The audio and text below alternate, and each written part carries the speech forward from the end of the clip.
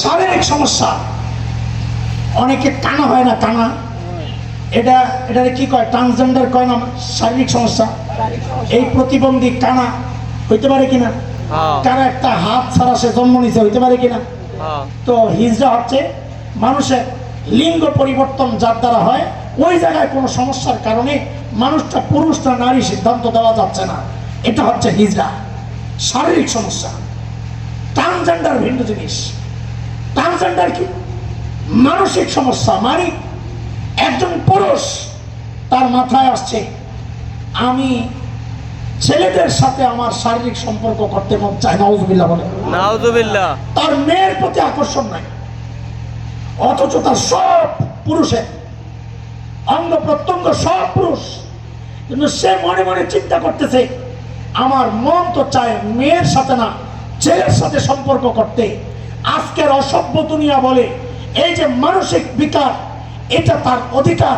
যদি কেউ বলে আমি মনে মনে নারী, তাইলে সে চাইলে নিজের পুরুষাঙ্গ কেটে অন্য অন্য অঙ্গ প্রতিস্থাপনের মাধ্যমে শারীরিকভাবেও সে মেয়ে নিজেকে বানানোর অধিকার রাখে, এটা তার মানব অধিকার। নাউজুবিল্লাহ। হয় বাড়ির জায়গা পড়লেন, নাউজুবিল্লাহ। একটু আসতে পারেন, শুনে নেব ইনশাআল্লাহ। নাউজুবিল্লাহ। বুঝেন, খেয়াল করেন। তাইলে ট্রান্সজেন্ডার মানে হচ্ছে, বলেন, শারীরিক সমস্যা না মানসিক সমস্যা? ঠিক আর উল্টাটাও হইতে পারে। একজন মেয়ে, তার মনে হচ্ছে আমার মনে হয় মেয়ের সাথে বিয়ে হইলে ভালো হইতো, শারীরিক সম্পর্ক মেয়ের সাথে। শুনে, কেউ কষ্ট নিয়ে না, আমাদের বাচ্চারা আছে এখানে, আমাদের মা বোনরা আছে, এগুলো আমাদের বলতে লজ্জা লাগে, আমরা বেহায়া। কিন্তু ইমান যেখানে হুমকির মুখে, এই লজ্জা মাথায় নিয়ে কথা বন্ধ রাখা যাবে না। আমার ইমান হুমকির মুখে, লজ্জার কথা বলে তুমি আমার মুখ থামাবা, এটা হবে না। আগে ইমান রক্ষা করতে হবে। কথা বলে, তোমরা এখন ক্লাস 6-এ 7-এ কন্ডম ব্যবহারের সিস্টেম শিখাইতে পারো, আর আমরা এই সমস্ত এলাট মানুষগুলারে, এই উপযুক্ত মানুষগুলারে আমরা এখন শরীয়ত বুঝাইতে পারবো না। এই সমস্ত আজেবাজে এই কথা বলে আমাদেরকে বিভ্রান্ত করা যাবে না, কিনা বলে? এখন তো বইয়ের মধ্যে কথা আকাম কুকাম শিখায়, এগুলো বলে বইয়ে শিখানোর কথা। মেয়েদের সাথে কেমনি কি করতে, এগুলো বলে শিখাইতে হয়। নাউজুবিল্লাহ মিন যালিক। আপনার মা শিখছে কার কাছে? এই গাধা, তোর মা শিখছে কার কাছে? তোর নানি আর দাদি শিখছে কার কাছে? এটা প্রাকৃতিক ভাবে মানুষ আদম আলাইহিস সালাম মা হাওয়া থেকে অটোমেটিক এটা শিখা যায়, এটা কাউকে কেউ শিখাইতে হয় না। কথা বলেন ঠিক কিনা? বইয়ে দেওয়ার মতো বুঝি আর লেখাপড়া নাই, এগুলারও বই ঢুকাইতে হইব। আল্লাহ আল্লাহ আল্লাহ।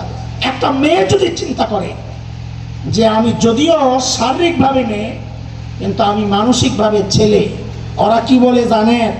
ওরা বলে আল্লাহ তাআলা এখানে রূহ পাঠাইতে ভুল করছেন, শরীর ছেলের বানাইয়া মেয়ের রূহ ঢুকায়।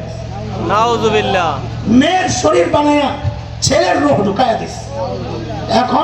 এখন তাকে অধিকার দেওয়া লাগবে, সে যেন প্রতিস্থাপনের মাধ্যমে অথবা কাটাকাটির মাধ্যমে নিজের যে মন যেটা চায় ওই রকম শরীর বানাইতে পারে। এর নাম হচ্ছে ট্রান্সজেন্ডার। বুঝে আসছিনি কথা? এটা কোন সমস্যা? শারীরিক সমস্যা না। বলেন এটা কোন সমস্যা? হিজড়া, বলেন হিজড়া আর ট্রান্সজেন্ডার, জোরে বলেন। আসলে কি? আসলে এখানে দুইটা সমস্যা। এক নম্বর সমস্যা হচ্ছে সমকামিতা। ওলামায়ে কেরামের এত বিরোধিতা। আরে ওলামায়ে কেরাম কেন একজন সভ্য মানুষ হয় না এই নোংরামি পছন্দ করে না, তাই কিনা বলে? সবার বিরোধিতার মুখে যখন ওরা পারছে না, ওরা চিন্তা করতেছে ছেলে ছেলে মেলামেশা করানোর রাস্তা একটা আছে। সেটা কি? এক ছেলেরে বাহ্যিকভাবে কাটাকাটি করে মেয়ে বানায়া দাও, মেয়ে আর ছেলে হয়ে যাবে। আল্লাহ বলতেছেন লা লা লা লা ইউগাইরু খালকুল্লাহ, আল্লাহর সৃষ্টির কোনো পরিবর্তন করা সম্ভব না। আল্লাহর চ্যালেঞ্জ এটা, লা তাবদীলা লিখালকিল্লাহ। আল্লাহর চ্যালেঞ্জ এটা, আমার সৃষ্টির পরিবর্তন। সারা দুনিয়ার ডাক্তার একসাথে হইয়া, সারা দুনিয়ার সার্জন একসাথে হইয়া কাটাকাটি কইরা গবেষণা কইরা আমি যাকে ছেলে বানাইছি তোমরা তাকে মেয়ে বানাইতে পারবা না, আমি যাকে মেয়ে বানাইছি তোমরা তাকে ছেলে বানাইতে পারবা না। এখন যেই মেয়েরে কাটাকাটি করে ছেলে বানাইছে, আপনারা বলেন আল্লাহ কি বলেন? সে ছেলে হয়ে গেছে না মেয়ে হয়ে গেছে? হ্যাঁ, মেয়ে হয়ে গেছে। এইবার খেয়াল করেন, নারী পুরুষের সমান অধিকার ট্রান্সজেন্ডারের মাধ্যমে কেমনে বাস্তবায়ন করতে চায় ওই যে মেয়েটা সে সমাজে দেখছে আমার ভাগে অর্ধেক, আমার ভাইয়ের ভাগে ডাবল। এখন নারীবাদীরা তারে শিখায়, তুমি যদি বলো সমান সমান, মোল্লারা ফতুয়া দিব তুমি মুরতাদ হয়ে গেছো। লিজাকারি মিসলু হাজ্জিল উনসাইন, আল্লাহর সেই বিধান অমান্য করার কারণে যে কোনো কতঈ অকাট্য দলিল দ্বারা প্রমাণিত কোনো বিধানকে অস্বীকার করলে সে মুরতাদ হয়ে যায়।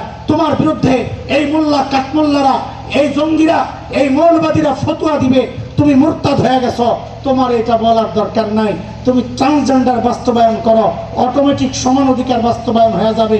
বলে কেমনে রে ভাই? বলে তুমি মেয়ে, যদি মেয়ে থাকো তো আজীবন তোমাকে অর্ধেক খাইতে হবে। তুমি খালি বলো আমার কেমন কেমন জানি লাগে।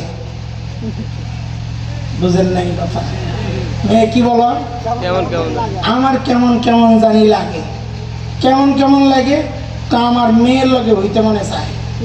নাউজুবিল্লাহ কও। নাউজুবিল্লাহ। কার সাথে শুইতে মনে চায়? মেয়ের লগে। এখন ট্রান্সজেন্ডারবাদীরা কি বলবে? ও তাহলে আল্লাহ ভুল করে তোমার ভিতরে ছেলের রূপ ঢুকাই দিয়েছে, এখন কি করা? কয়েক সব এই অতিরিক্ত লজ্জাস্থান লাগাইয়া দাও, আর ছেলের যত কিছু আছে সব লাগাইয়া দাও, বককে প্লেন করে ছেলের মতো বানাইয়া দাও। ওর শরীয়ত কইছে ছেলে আর মেয়ের ভাগ এক হবে না। ট্রান্সজেন্ডার যদি সামাজিকভাবে বাস্তবায়ন হয়ে যায়, আইনিভাবে পাশ হয়ে যায়, তাইলে এই মেয়েটাকে আপনি ছেলে বলতে বাধ্য। আপনার ছেলেকে যেমন 2 অংশ দিতে হবে, ট্রান্সজেন্ডার হওয়া এই মেয়েটাকে এখন 2 ভাগ দিতে হবে। কেন? সামাজিকভাবে রাষ্ট্রীয় আইনে এখন সে আর ছেলে মেয়ে নাই, ছেলে হয়ে গেছে। ছেলে হওয়ার কারণে তাকেও আপনার আসল ছেলের সমান সমান দিতে হবে। বুঝে আসতেছে কথা? আপনারা কি বুঝছেন? একটু জটিল বিষয়টা বুঝছেন কিনা বলে? না বুঝলেও বলেন, আবার বলবো, বুঝছেন কিনা? এই কাটাছাড়া তোমরা করতে পারবা, আমরাও আমাদের শরীর কাটাছাড়া করতে রাজি আল্লাহর দিন প্রতিষ্ঠার জন্য। বলেন ইনশাআল্লাহ। ইনশাআল্লাহ। হযরত শাইখুল হিন্দের আওয়াজে আমরা বলতে চাই, শাইখুল হিন্দ বলেছিলেন এই শরীর থেকে এই মাথা আলাদা করা যাবে, এই সিনা থেকে ঈমানকে বিচ্ছিন্ন করা যাবে না। আমাদের কথা একটাই, আমাদের শরীর থেকে আমাদের কল্লা আলাদা করা যাবে, আমাদের দিল থেকে আল্লাহ সরানো যাবে না। কথা বলেন ইনশাআল্লাহ। আমি যেই দলই করি না কেন, ইসলামের বিরুদ্ধে যে কোনো আইন পাস করতে চায় তারা, এর বিরুদ্ধে আমাদেরকে রুখে দাঁড়াতে হবে ইনশাআল্লাহ। আওয়াজ উঠাইতে হবে। আমাদের মুরব্বীরা যখনই ডাক দিবেন, আমি চিন্তা করবো না আমি কোন দল করি, কোন মার্কায় সিল মারবো, সব চিন্তা বাদ দিয়া তখন আমার স্লোগান একটাই, লা ইলাহা ইল্লাল্লাহ। আল্লাহ ছাড়া কাউকে আমরা বিশ্বাস করি না, কাউকে ভয় পাই না, কারো বিধান মানি না। জমিন যা, বিধান তার। একটাই আওয়াজ উঠাইতে হবে, বাংলাদেশে শরিয়াত বাস্তবায়ন করতে হবে ইনশাআল্লাহ। ইনশাআল্লাহ। চাইনি আমরা? ইনশাআল্লাহ। চাইনি? যদি কোন চাই না, ঈমান থাকবে না। ঈমান যদি বলে কেউ শরিয়া আইন বিশ্বাস করি না, বলেন এই আইন চায় না, ভালো মানুষ না চোর? শরিয়া আইন যে চায় না, ভালো মানুষ না ডাকাত? শরিয়া আইন চায় না, ভালো মানুষ না দুর্নীতিবাজ? শরিয়া আইন চায় না, ভালো মানুষ না চাঁদাবাজ? চাঁদাবাজের বাংলাদেশ আর হবে না কোনোদিন ইনশাআল্লাহ। ইনশাআল্লাহ। আর বড় চিৎকার করে ইনশাআল্লাহ। চাঁদাবাজরা আর এদেশে ইনশাআল্লাহ ক্ষমতায় আসতে পারবে না ইনশাআল্লাহ। সব মার্কা দেখা শেষ। বলেন ইনশাআল্লাহ আগামী বাংলাদেশ হবে ইসলামের বাংলাদেশ। বলেন ইনশাআল্লাহ। ইনশাআল্লাহ। ইনশাআল্লাহ। ইনশাআল্লাহ। সেই জন্য এরকম বুজুর্গরা যখন আপনাদের কাছে ভোট চাইবে, যদি এমন পরিবেশ হয়, তো ভোট দলের দিকে চিন্তা করে মুখস্থ সিল মারবে, নাকি দেশের স্বাধীনতা, সার্বভৌমত্ব আর ইসলামের চিন্তা করে আলেমদেরকে সিল মারবেন? বলেন ওয়াদা, ওয়াদা ইনশাআল্লাহ ইসলামের পক্ষে থাকবো ইনশাআল্লাহ। আল্লাহ তুমি কবুল করো, আল্লাহ কবুল করো, আল্লাহ কবুল করো, আল্লাহ এই মজলিসকে কবুল করেন। আল্লাহ এই যুবক যারা এই সুন্দর আয়োজন করেছেন, এই অসময়ে যে কোনো সময় বৃষ্টি নামতে পারতো। আমি জিজ্ঞেস করছি বৃষ্টি নামলে কি করবা? তবে মাদ্রাসায় ঢুকে যাবো। আমাকে যাই, এই বিশ্বাস যেহেতু আছে ঢুকে যাবো, তাহলে রাখা যায়, যাওয়া যায়। আসছি। আরেকটা প্রোগ্রামে আসার কথা ছিল বিশ্বাস হুজুরের সাথে, আমি টিকেটের ঝামেলায় হজ থেকে আসতে 3 দিন দেরি হয়েছে। এই ফাঁকে এরা মাহফিল করে লেগেছে, আমার লেগে অপেক্ষা করে নাই, তো এই জন্যে আর আসতে পারি না। এই জন্যে একটা দায় ছিল আপনাকে এলাকার মানুষের প্রতি,